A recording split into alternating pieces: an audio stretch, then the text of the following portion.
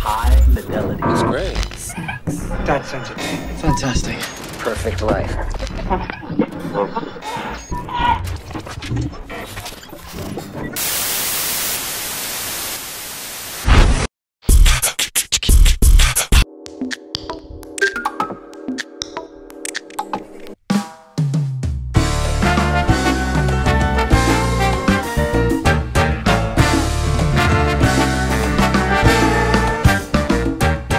Cathy et David, donc bonjour, vous êtes tous les deux profs de danse, professeurs de danse, de salsa pour David, pour Cathy, salsa, tango, West Coast, c'est ça ? Et Modern Jazz pour l'association Ribambelle, une association qui est à Quessac. Or, Ribambelle, pour la troisième fois consécutive, va participer, organise plutôt, le week-end latino. Donc ça fait, je crois, 5 ans que ça existe. Et Ribambelle participe pour la troisième fois. Alors d'abord, est-ce que vous pouvez nous dire pourquoi vous êtes investi dans ce week-end latino co-organisé par la mairie de Bergerac et donc Ribambelle ? Eh bien, parce qu'on enseigne la salsa, parce qu'on aime cette danse, parce qu'on veut que les gens dansent la salsa s'ils dansent déjà, que les gens découvrent la salsa s'ils ne la connaissent pas, et que Bergerac soit un lieu identifié comme un lieu qui promeut cette danse et cette culture afro-cubaine qu'on aime. David, ça fait combien d'années que tu es prof de danse de salsa ? Alors ça va faire 2 ans bientôt. D'accord. Voilà, et je pratique cette danse depuis maintenant 8 ans. Bien, donc Ribambelle, ça existe toute l'année. Il y a des cours de danse toutes les semaines, je crois, différentes danses. On parlera du site tout à l'heure. Pour le week-end latino, donc ce week-end latino, c'est un moment un peu spécial de l'année. Cette année, c'est le 8, le 9 et le 10 août. Et puis, vous allez innover cette année, je crois. Alors, est-ce que vous pouvez nous dire en quoi ça va consister ? Alors déjà, la grosse innovation, c'est que le Week-end Latino se désolidarise d'un autre événement bergeracois qui était la Sieste de Cyrano. Et ça, c'est la première année que ça a lieu. Donc on va avoir maintenant un lieu propre au Week-end Latino qui sera la salle Louis Deluc et le tour de la salle Louis Deluc. Donc on va plus vers un vrai festival de salsa plutôt qu'un événement d'animation parmi d'autres dans la ville de Bergerac au mois d'août. C'est vous qui avez décidé de vous désolidariser de cette aventure à la Sieste de Cyrano. Pour quelle raison ? En fait, c'était une volonté de notre part d'avoir un lieu unique, de pouvoir rassembler les riverains bergeracois et alentours, les danseurs, les passionnés comme les moins passionnés, dans un seul lieu en fait qui vit pendant tout un week-end plutôt que de le faire ponctuellement à plusieurs endroits. Et donc c'est venu de Cathy, moi, et en collaboration avec la mairie qui nous a bien épaulés là-dessus. Alors, c'est une initiative de notre part, mais je pense que tout le monde était d'accord sur le fait que c'est pas forcément une association qui fonctionnait très bien, le Week-end Latino et la Sieste de Cyrano. L'année dernière, je pense que tout le monde est tombé d'accord là-dessus, que c'était pas forcément la meilleure chose à faire. pour quelle raison ? Il y avait une sorte de mélange des événements, c'est ça ? Exactement, c'est ça. Il y avait dans la tête du public, c'était pas du tout clair. Donc entre les animations qui n'étaient pas de la salsa, qui étaient confondues avec le Week-end Latino, ou les choses qui étaient du ressort de l'assiette de Cyrano et qu'on nous a imputé à nous, c'était trop mélangé et c'est vraiment 2 choses différentes. Donc voilà. Donc cette année, le changement, l'innovation, c'est que vous ne serez pas en centre-ville. Vous n'avez pas quelques craintes par rapport à ce déplacement, parce que c'est quand même assez excentré, Louis Deluc. Alors c'est un pari, c'est un défi. Donc nous, ça fait la 3e année qu'on organise l'événement. Ça va de plus en plus. Ça a été de plus en plus un succès les 2 premières années. Ça prend de plus en plus d'ampleur. Donc c'est sûr, c'est excentré, c'est un pari. Mais en même temps, ça offre beaucoup d'avantages pour ce week-end qui va plus être dans le sens d'un vrai festival. Donc on fait tout pour que ça marche et on espère que ça va marcher. Mais bien sûr, on parie là-dessus. Est-ce que vous avez tiré des leçons un peu des festivals précédents, des années précédentes ? Oui, en fait, on a au fur et à mesure compris ce qu'on ne voulait pas. Et on ne voulait pas, comme l'a dit Cathy tout à l'heure, être confondu avec autre chose. On va avoir une véritable identité. On veut non seulement proposer des concerts comme les autres années, mais en plus faire tourner un aspect culturel autour de ça. Donc pour vraiment enrichir, c'est vraiment un partage culturel avant tout. C'est pas juste un partage entre danseurs ou entre musiciens. D'accord. Voilà. On est bien d'accord, c'est la salsa qui est au cœur de ces 3 jours. Il n'y a pas d'autre danse, c'est vraiment la salsa qui sera... Alors c'est la salsa, on va pas dire que c'est l'unique danse parce qu'on est plus autour de l'afro-cubain. Donc on va pouvoir faire par exemple de la rumba, des choses qui sont autour de la culture afro-cubaine, même si le centre reste la salsa.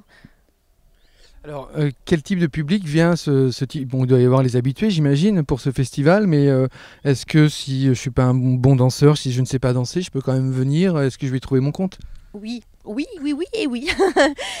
Déjà, d'une part, il y a les concerts qui sont en accès libre et qui sont gratuits. Et donc voilà, c'est un concert, c'est super sympa. La salsa, c'est vraiment un truc festif, qui a la pêche. Donc voilà. Et après, si vous voulez découvrir plus la danse en elle-même, il y aura des initiations, il y aura des démonstrations, il y aura plein de choses qui seront gratuites et qui s'adressent aussi aux non-danseurs et aux gens qui ont envie de découvrir cet univers un petit peu.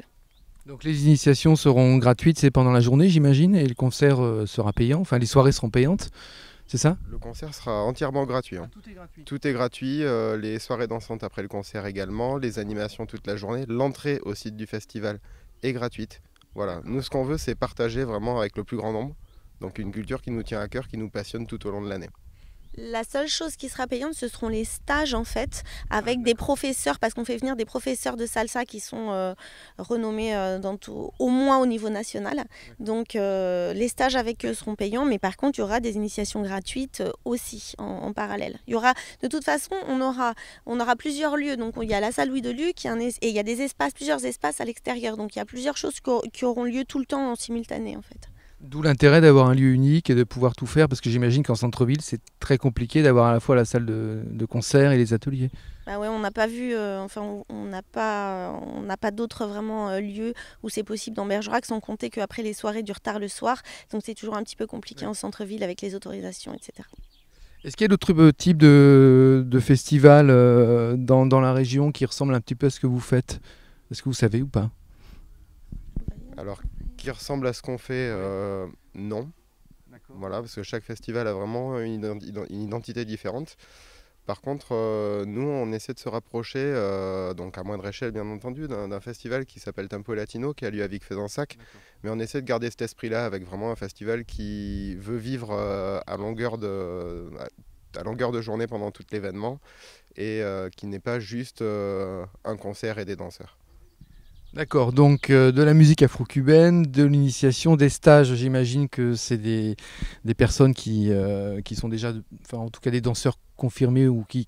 Pas forcément confirmé, mais disons que la plupart des stages ne s'adressent pas à des gens qui n'ont absolument jamais dansé. Ça sera plus les initiations et ça sera plus gratuit justement, ça sera plus... on veut vraiment voilà, que les gens viennent découvrir. Les stages qui seront payants avec des professeurs qu'on fait venir, ça s'adresse plus à des gens qui ont au moins quelques mois de salsa, on va dire, ou en tout cas une petite expérience, même si elle est petite. Et les années précédentes, j'imagine que c'est un public national, enfin les gens viennent un peu de partout parce que les danseurs de salsa sont, je crois en tout cas, cherchent les spots où ils peuvent pratiquer la danse. Et donc il y a des gens de partout qui viennent? Ouais, on a eu des gens de pas mal d'endroits l'année dernière surtout. Moi, déjà, le plus près, bon, Périgueux, évidemment. Ouais. Bordeaux, Bayonne. J'ai plus tout en tête, mais il y a des gens qui se sont déplacés ouais, un petit peu au niveau national. Et puis nous, en effet, on va au festival de Vic-Fezensac, qui est le plus gros festival de France. Ouais. Et voilà, c'est un bon moment pour nous pour communiquer là-dessus. D'accord. Donc il y a une communauté de salsa ou de danse afro-cubaine, ils sont au courant et ils viendront probablement comme les années précédentes. Quel groupe on pourra entendre alors? Qui vous avez décidé de faire venir?